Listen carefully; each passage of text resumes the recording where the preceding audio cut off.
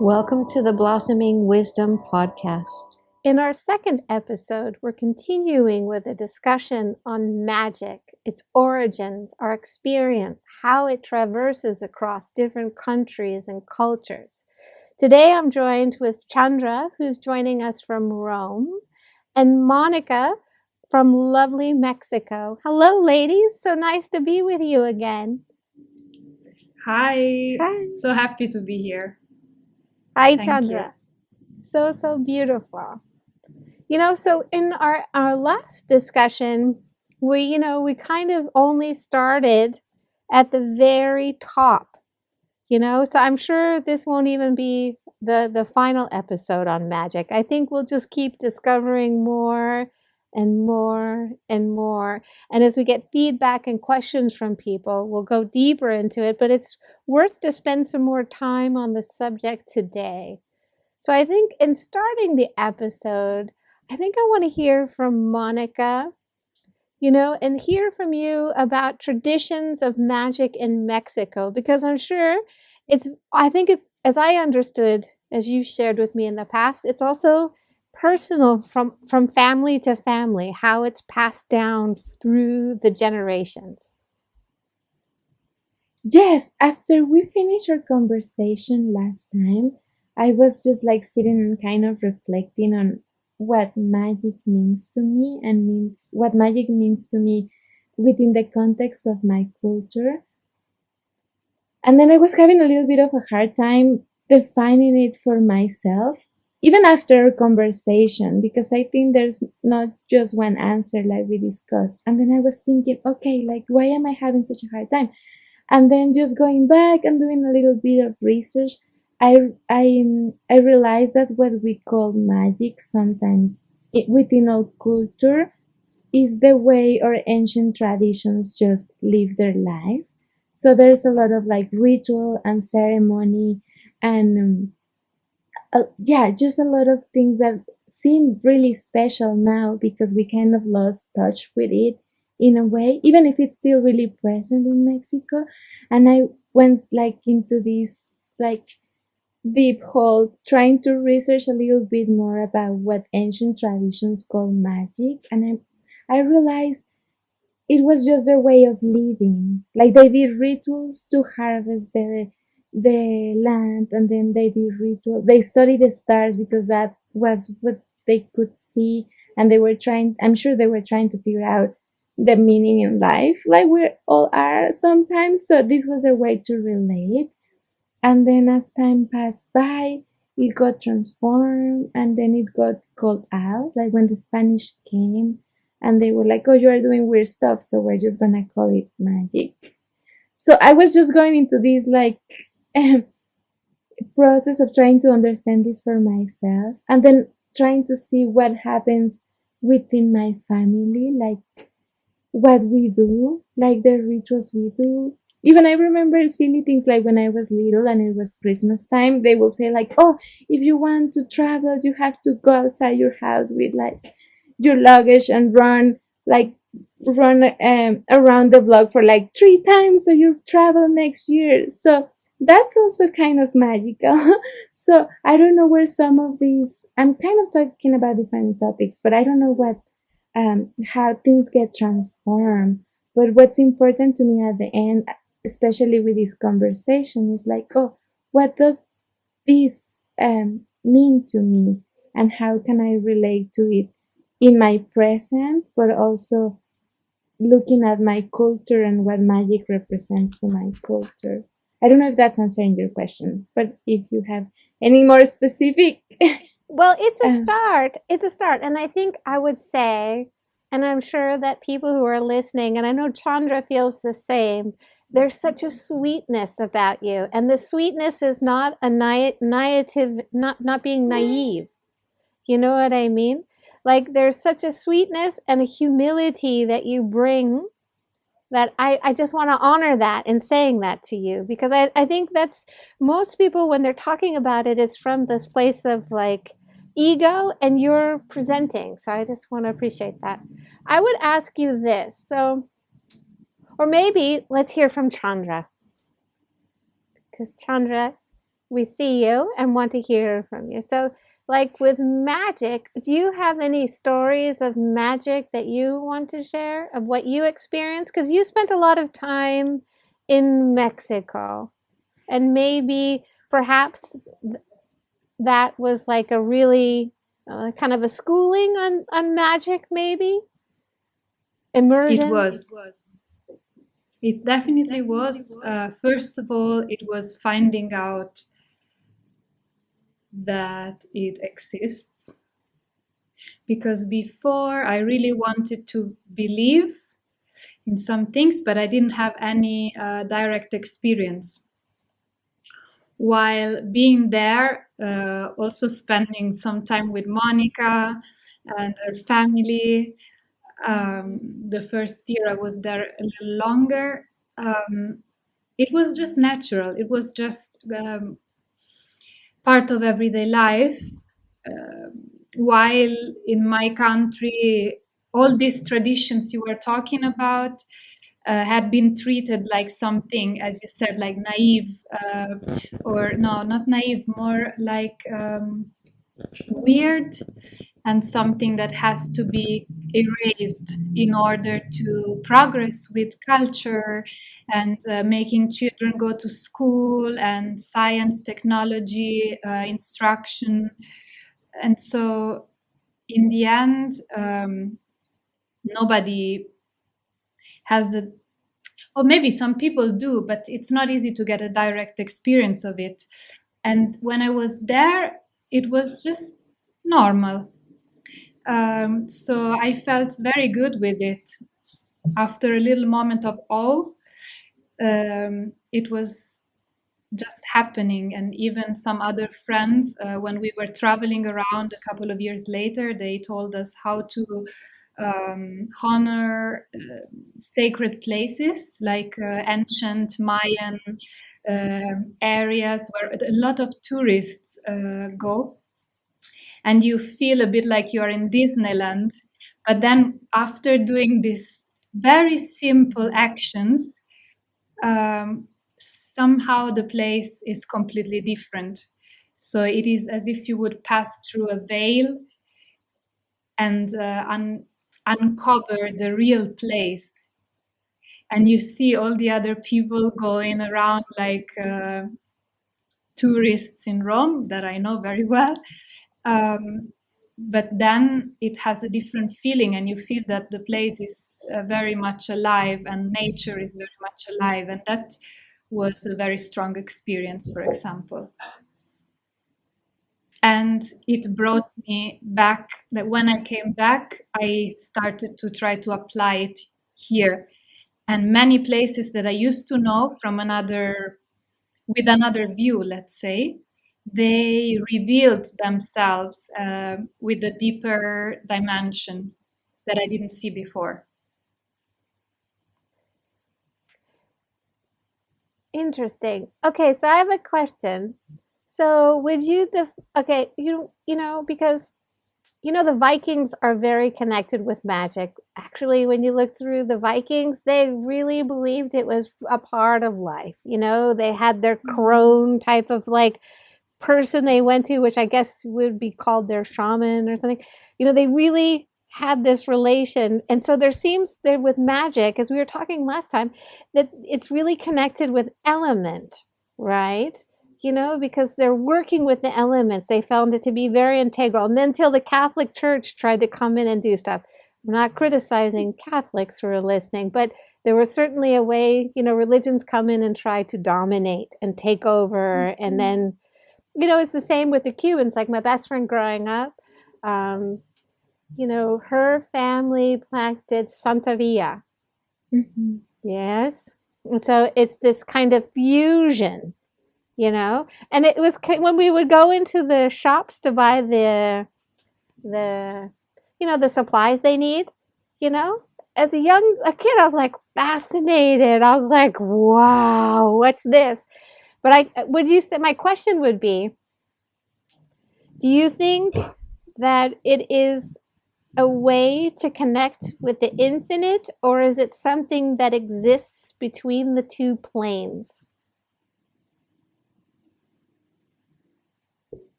That's a good question. Um, While you're thinking about that, I'll tell you my first magic story, and that'll give you time Please. to like come up with a good answer. Okay, so because when you have a few kids in the family, you tend to be very naughty. So my sister and I were kind of like the rebels of the family, and my sister, she got a Ouija board. Yeah, I think I was probably like, I don't know, maybe 5 and she was 6 or 7.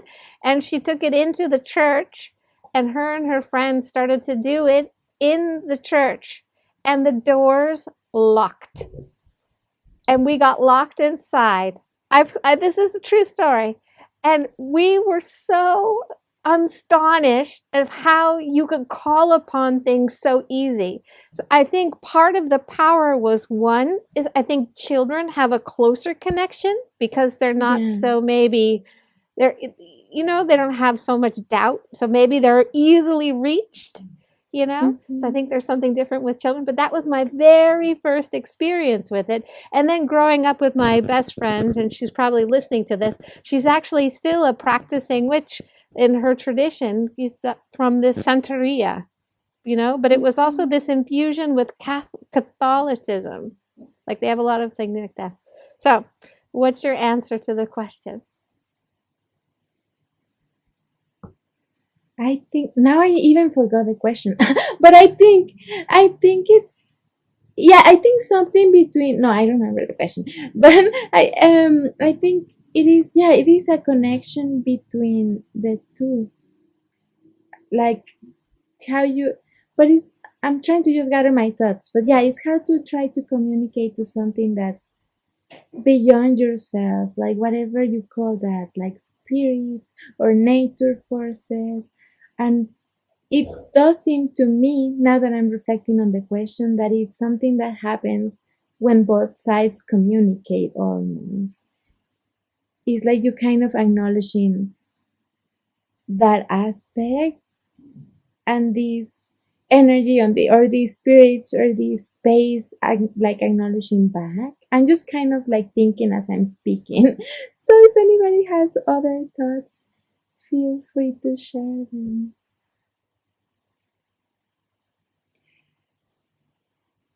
Yeah, I have a little story that I just found out. I'm still here in the Italian mountains. I got from a good friend a book about legends and myths and mythological figures of this area. And there was a part that he was reading to me. The author was researching actual documents from many centuries ago. And this one was talking about what happened when there was I don't know how to translate in English, but Concilio di Trento. So this was the big gathering of the Catholic Church when they decided what is heresy. And from then on, there was the whole, how is it called, like the witch hunt, I don't remember how it is called. But anyways, they say, people from here, they say that once they started to bless the land with holy water, that was the moment in which the land, the plants, the stones, they stopped speaking. And many creatures became stone. So there was this connection between our reality and another part of reality, which is on another plane, was kind of cut. Because this part represented this pagan past. And so it had to be erased from people's mind and called superstition. And so it was a work of century to sever and separate these two planes. We can say two, but there are probably like so many, no? But this really was impressive because it was a practical, actual magic from the side of the church.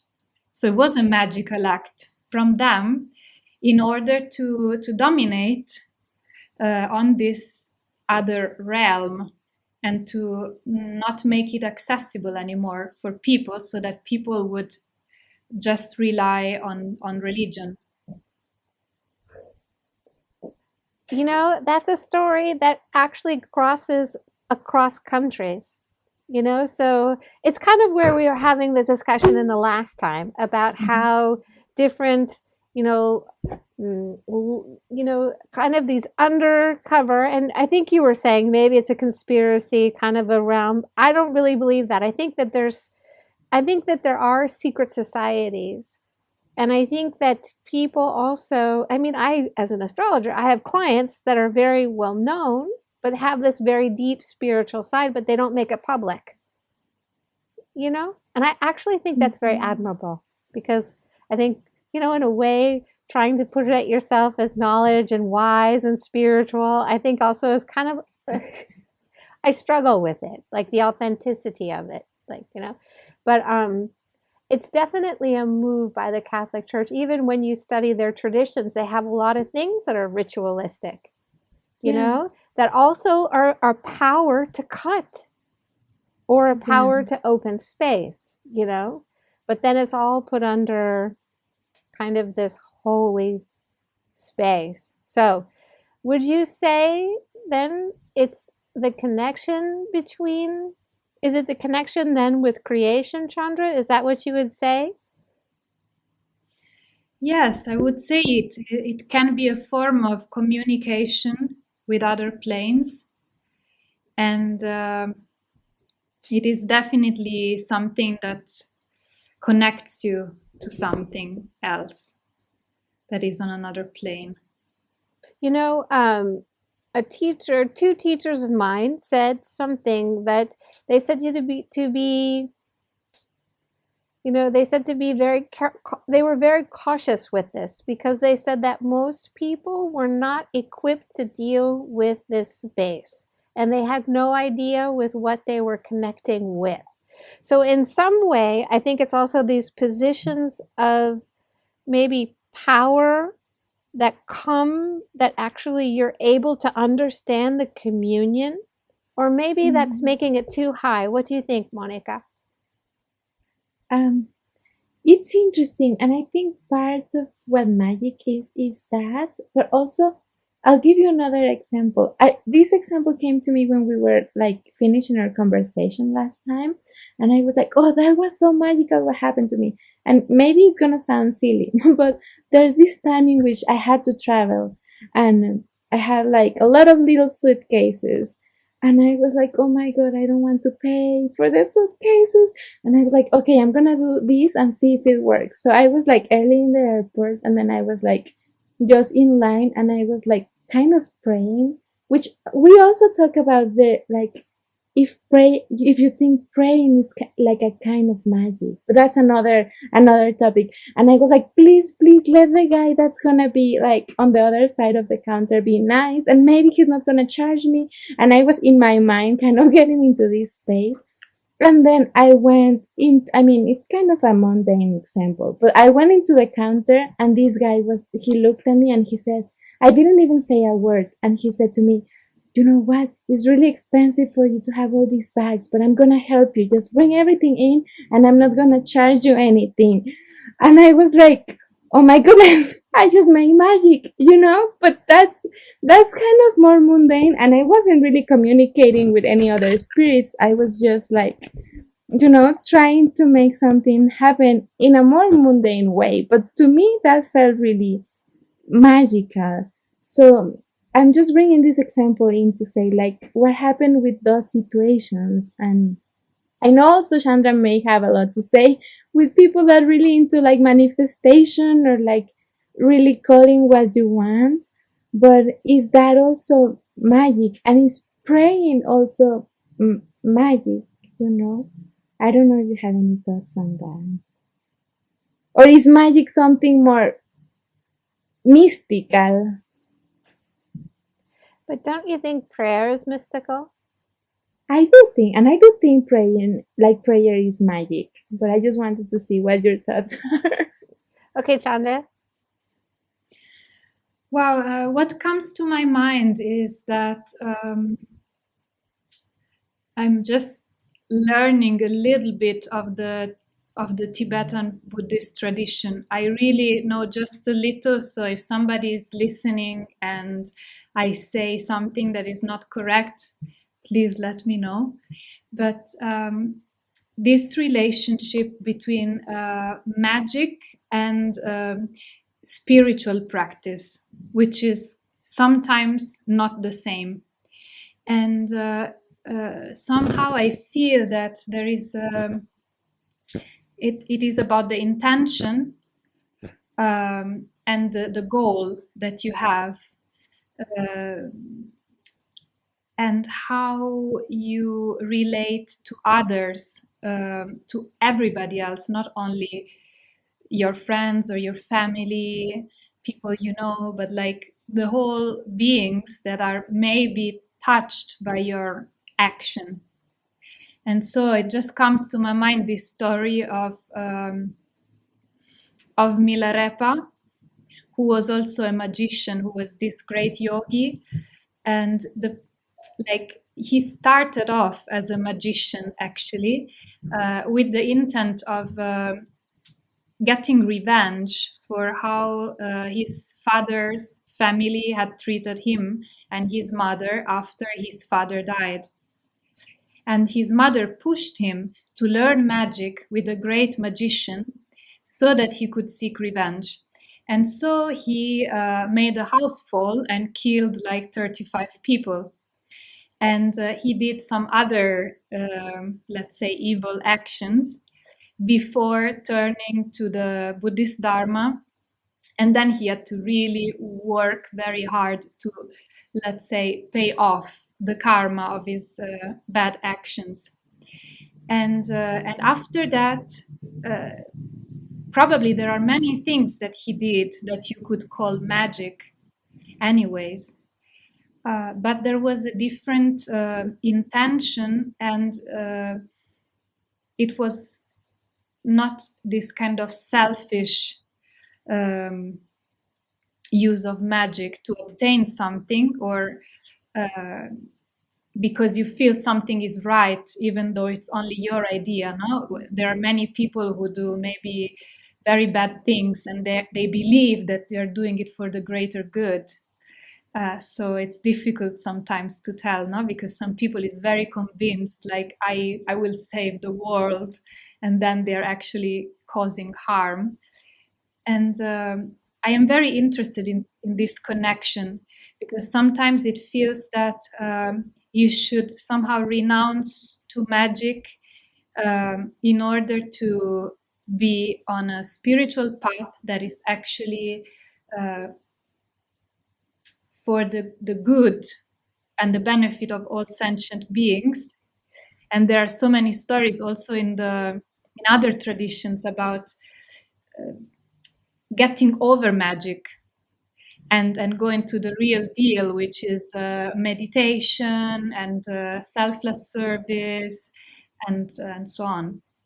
So I don't know how I started this, but I feel that there is a very strange connection between these two, and this could maybe help us to define magic.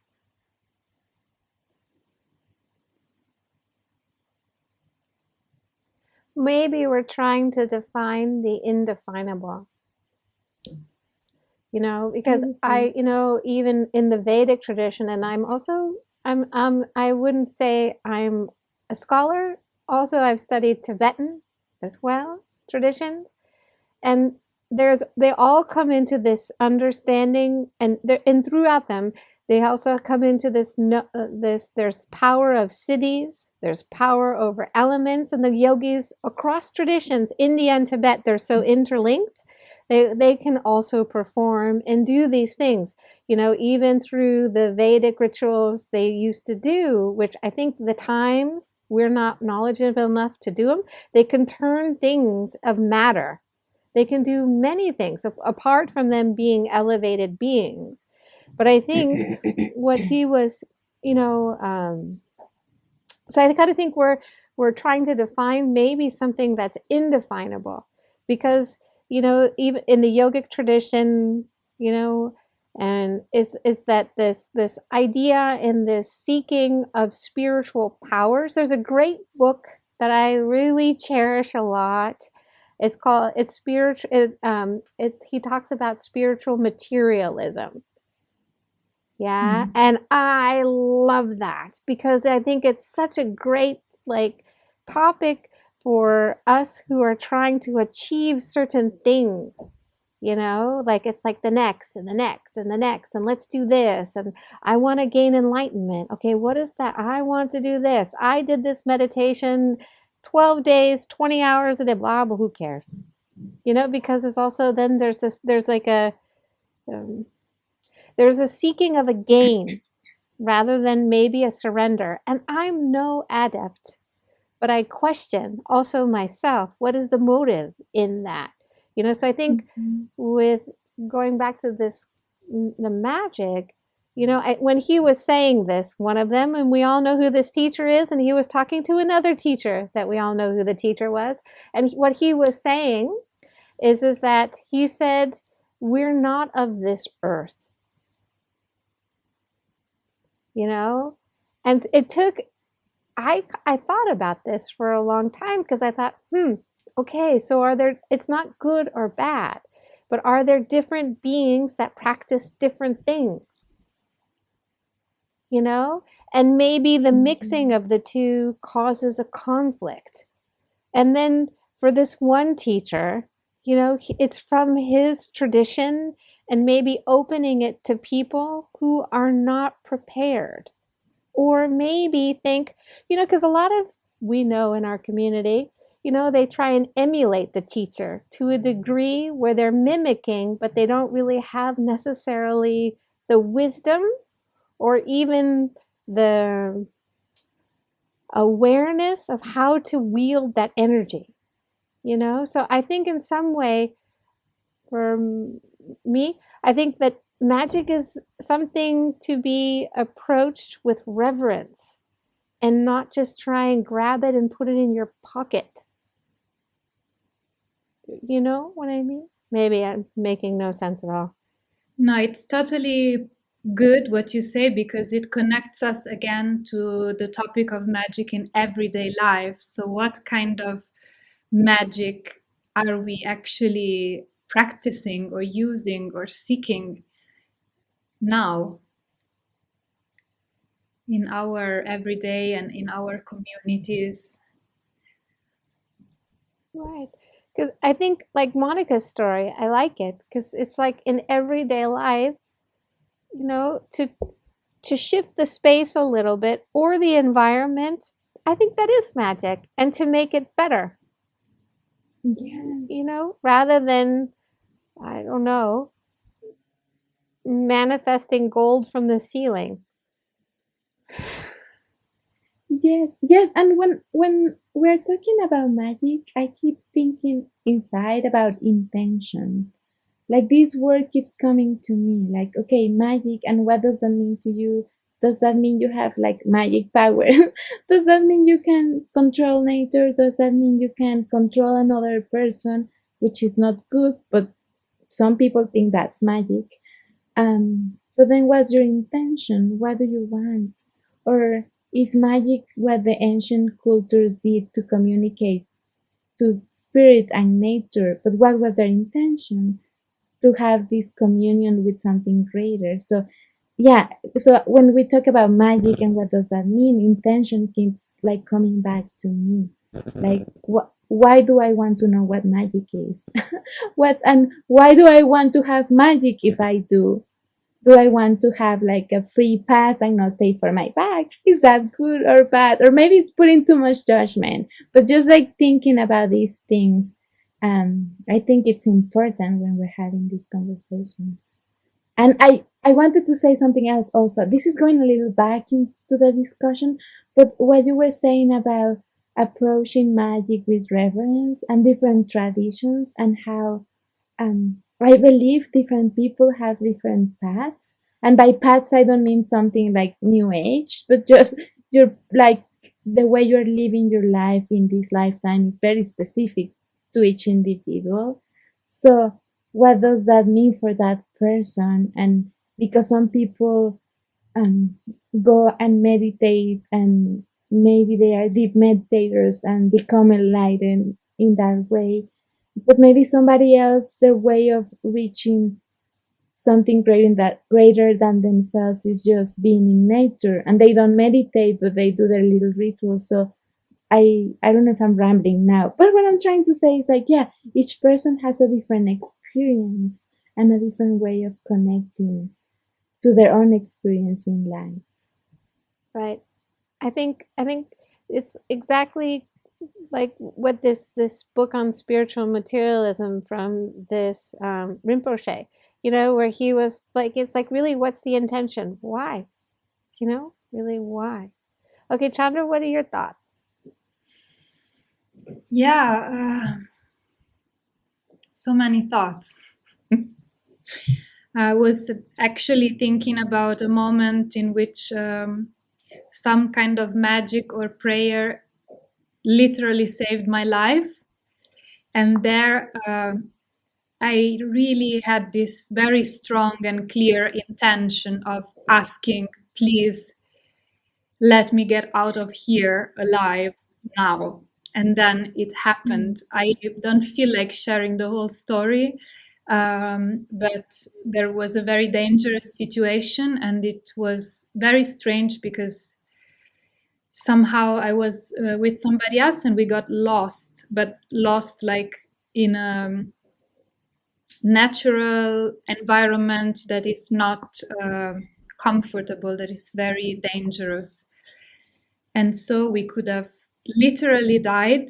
And what happened to me is that I felt like there is no other way. I tried all the logical steps to get out of that situation, but it didn't work. And the only one that worked was when I closed my eyes and really set an intention and said in Spanish, inside of myself, like, please let us get out of here.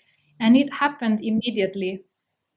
And then later on, we actually realized how dangerous it was and how strange it was that this prayer was immediately heard and immediately something happened. So that was like emergency magic.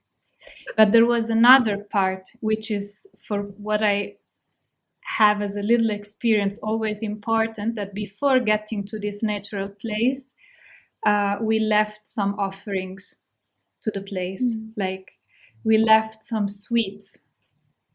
And that, for what I learned later on, was the thing that actually, let's say, saved us, to give something. So also reverence, again, having this feeling that not that you're powerless, but that there is something bigger, and this also means that you probably don't know how it works.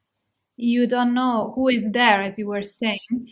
You don't know how you can relate apart from just saying, I am here, I am this being, I don't know who you are, but I recognize you. And I thank you for having me here, and I ask for your permission for being here. This, at least in these power places in Mexico. I don't know if it is like this somewhere else, but this humbleness. Yeah, I think, again, I think we're trying to define the undefinable. I think that I really believe that when we're connected with ourselves and we're solid in our connection with whatever we call creator, we know how to talk with creation, however that looks. So something inside of Chandra, when you're in the jungle, knew to say what you needed to say. and you knew inside of you to leave something because you're connected with source, let's say, right? And then I think somehow, because for me, I think that in a way, different traditions are different languages to connect with creation. And so there are certain signals that we can use across language to tell each other, like, it's okay. It's okay. Whether you're in China or in Mexico or Japan, it's all right. You know, like there's certain things we can do. And so I think in our resonance and our frequency, and when we know ourselves, we can speak correctly in the moments that it's very necessary. That doesn't necessarily mean that we can always dwell in that space, because sometimes we're just a visitor. Mm-hmm. Definitely, it changes. And sometimes you are more connected and more aware and more able. And some other times you're more distracted and you are more disconnected. And that's normal. Also, this wish of always being in this kind of space, no? It makes you ungrounded. And it also, then for me, it comes again the intention. Like, how do you want to live your life on this earth if you feel like you want to be up there all the time, and then you're not able to deal with very basic situations, like somebody from your family who makes a drama, or like everyday situation are important. Yes. I feel like really there is a lot of looking for something out there, up there, and then connecting with this and disconnecting with everyday life. And this is sometimes how people then go a little bit crazy. But I think I would say this. Also, I would add to this, and I want to hear from you too, Mane, but I have to say this while it's in my brain, otherwise I forget it. That's what happens when you're half a century old. Like, I think also there's a part where people are trying to practice magic in order to gain power and control. Right? So going back to this intention is wrong, and they're coming from out, not from within themselves, but something outside of themselves. And that also, I think, leaves them open for influence, if that makes sense. Because one common teacher, or at least two common teachers that we had, in that practice, it was one of the closest that I observed in a natural way. But then there was some around him who was very unnatural and very controlling, So there's also this aspect where people who, it's when you're out, because what I witnessed is that it burns the people's brain, because they're constantly in this like overheated state, trying to have this power, right? And it's the same with yogis. If all their energy is rising too much all the time and they're doing it and they're not in a practical everyday life, they can't relate to earth, right? What do you think, Moni? Yes, I agree. And I think it's this moment in which you are looking for something out of yourself. And even if you are trying to connect to that, maybe you become more disconnected. I don't know if this is making sense, but a lot of really magical people that I know are in this space of magic, and they are not ungrounded. On the contrary, and even thinking about like my traditions and cultures here, like the way I keep going to the basics, but the way people interact and are like and do their magic, even they just like walk on the earth, and then they observe the animals, and they observe nature, and they have the like the humility as a human to say, I'm not the only one living here. So the animals and the trees and everybody has a space and what can I learn from that? And then I even think when Chandra talks about her experiences coming here and experiencing Mexico being so magical, I think it's just because people here have that openness to relate to their own existence in this way. So in a way, I would disagree that if you are in this space of magic, you are all the time ungrounded. That can be the reason, but it also depends on how you approach that. And then these people that are looking for power and I would just say, I don't mean that. I mean when they're in the search for power, so they're outside Yeah. of themselves, then they start to burn. That's what I'm saying. Exactly. So I was kind of going back to see what like I've experienced in my own life. And then there's people that say like, oh, I want to have powers, or I want to like control something. And then you're looking for something mysterious.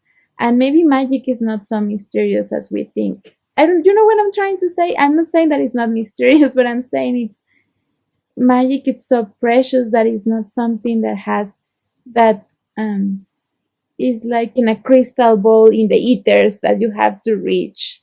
And maybe people that get into this trap of wanting power and wanting that, they are reaching for that.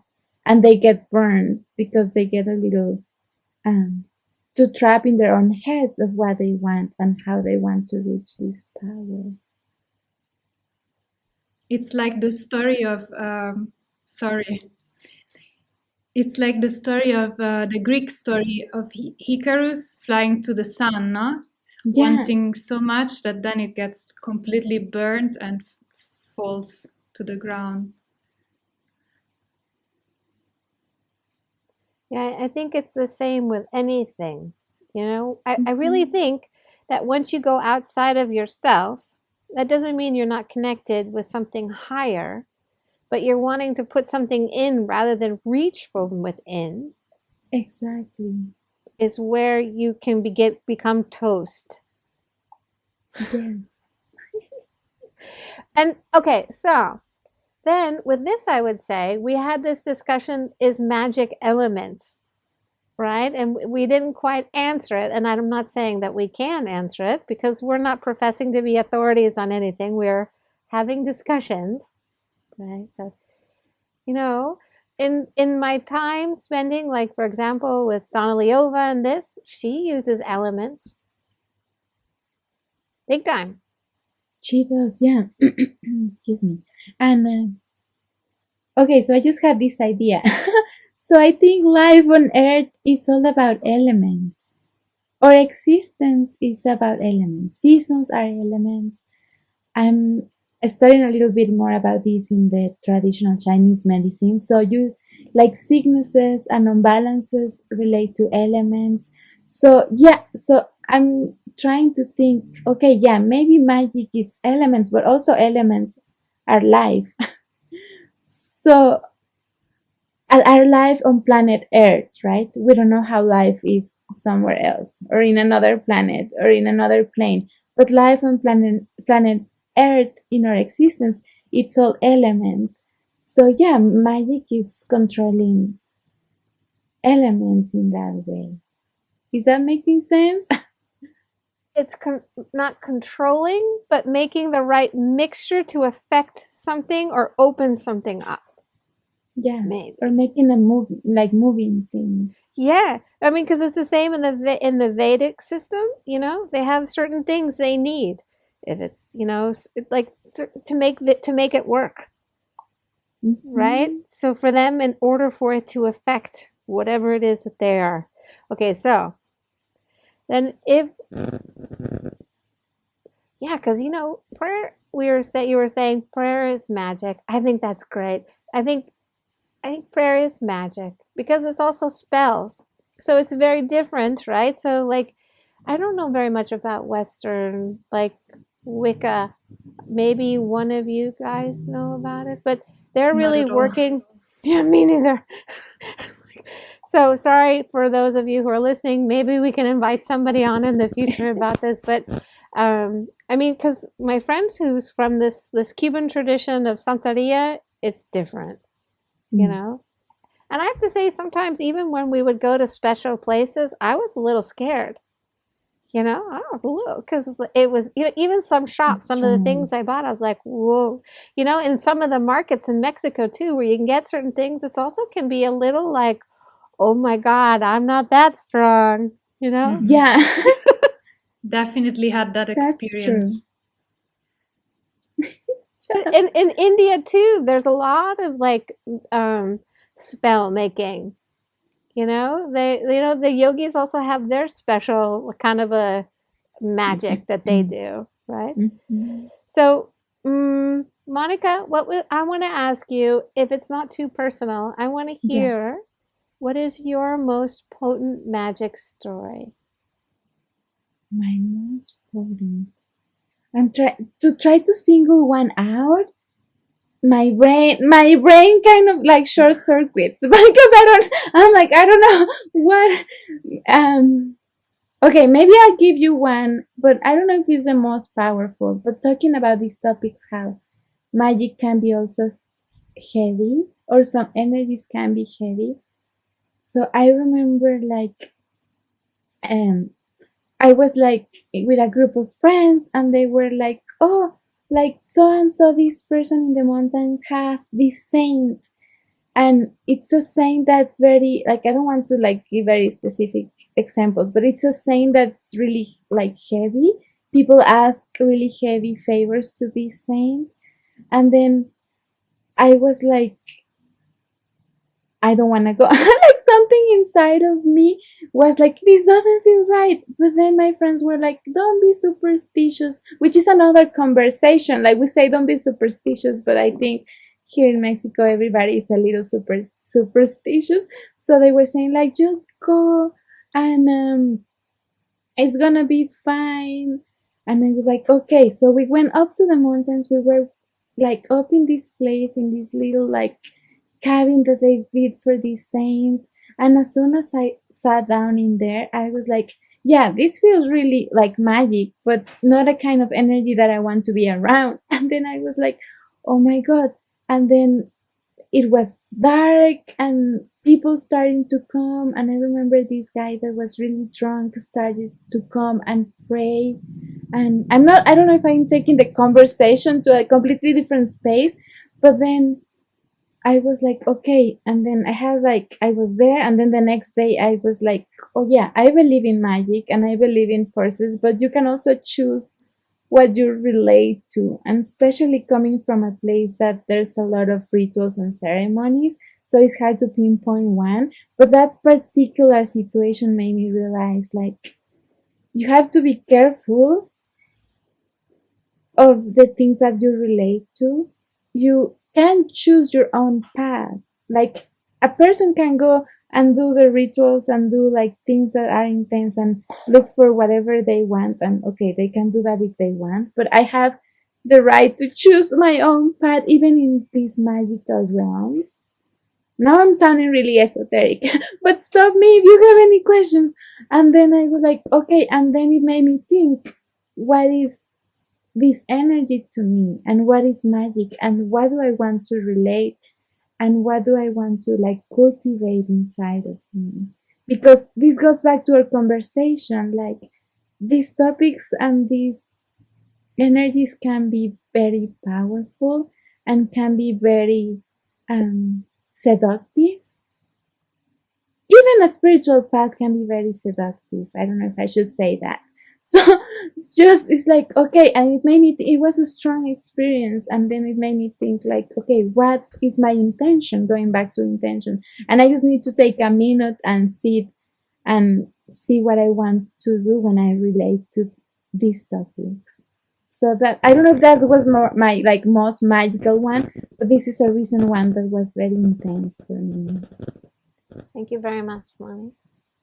Okay, Chandra, I want to hear yours. Mine was probably the one I said before. Like, I think they were all in Mexico anyways, but a little thing that I can recall apart from that was not another like not pleasant experience, and it was not only related to the place, but to the people that was there. and there was something off with that. But what my problem is in these situations is that I normally tend to be like super open, and I realized with the years that I am weirdly attracted to people who want to harm me. Like, I tend to really feel like there is something weird about some people and the way they relate with me. And then I feel like I want to give them all my love and all my heart.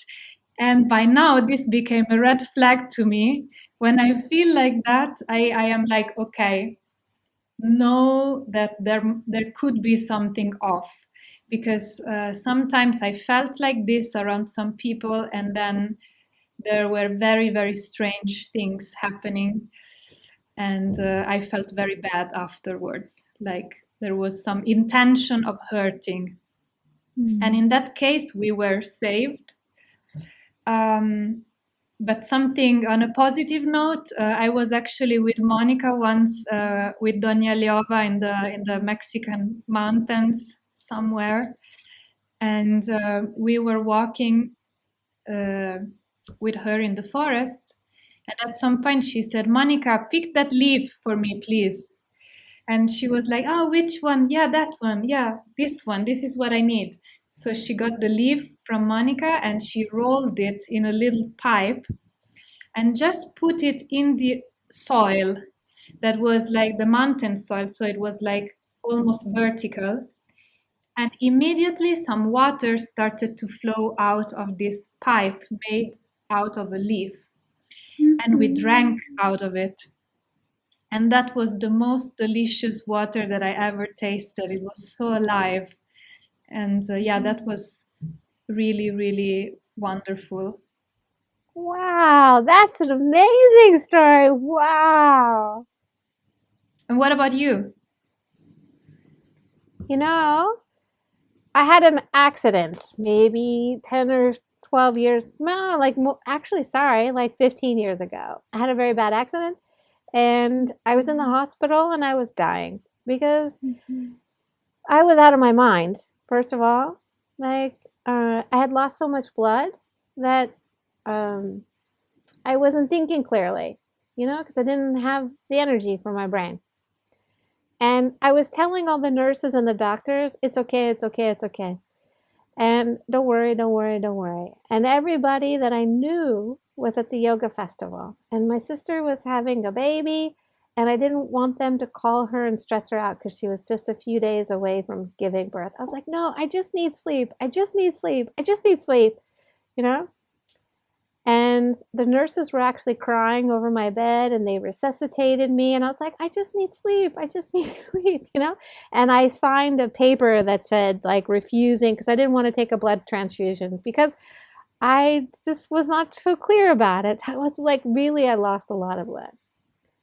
And my phone started to ring in the closet. And the nurses ran to get my telephone. And they brought the phone to my ear, and it was a teacher that we all know. And he said, so you're touching the cold stone of death. Now is not the time. And I was like, it's okay. It's okay. I'm fine. He's like, no, now is not the time, Princessita. Now is not the time. He's like, and they asked me some questions, and he actually, by his call, he was in another country. I hadn't talked to him in probably maybe a month and a half or not a long time. And he somehow in the space recognized that I was dying. And through his call, he was able to tell me what to tell the doctors. And I took infusion and this saved my life.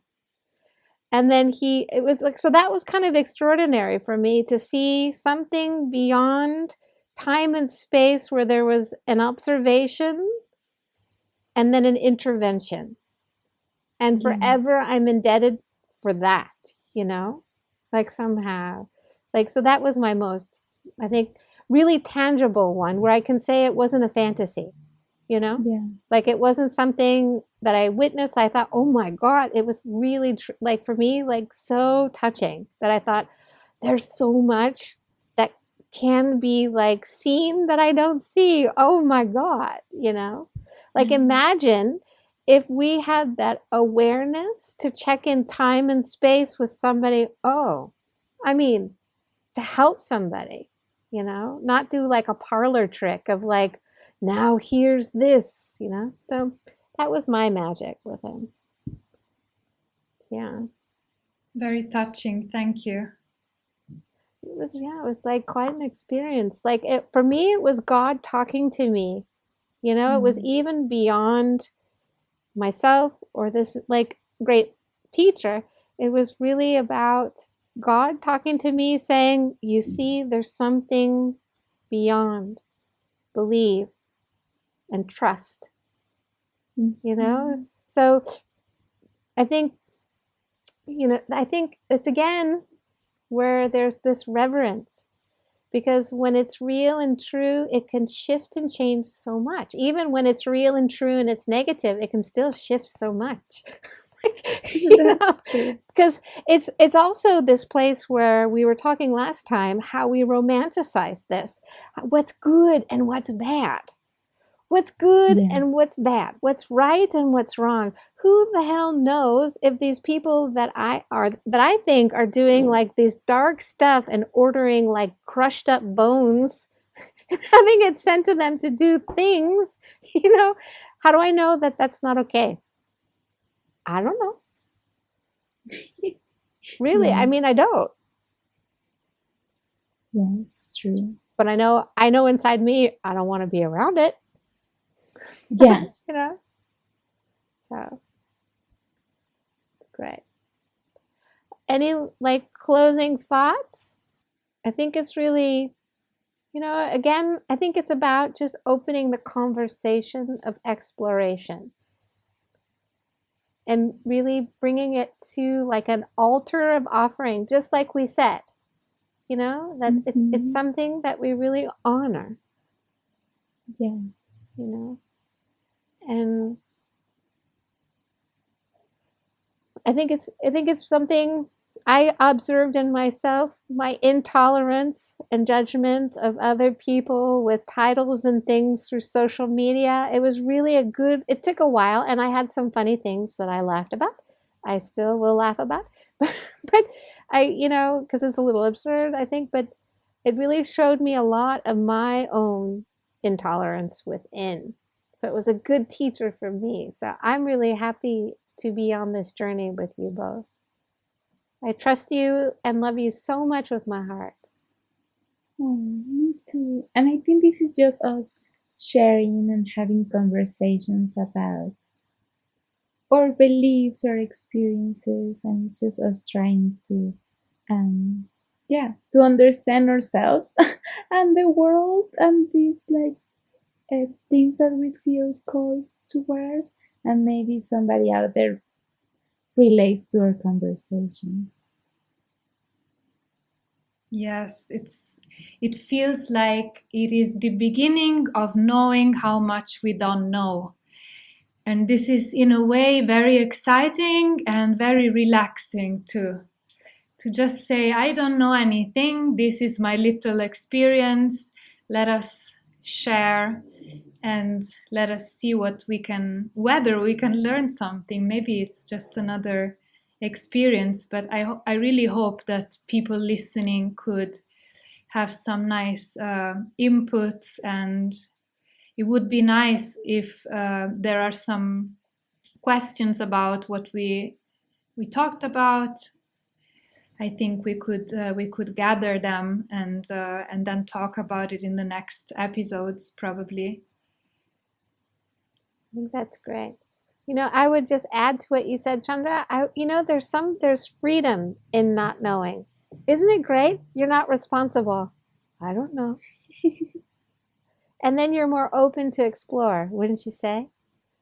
Yes. Thank you so much. Okay, thank you everybody. Thank you for listening. Please leave a comment, share with us what you would like us to talk about and just share. We have a lot more exciting episodes coming up, and we look forward to see you in our next episode. Take care, everybody. Thank you. Bye.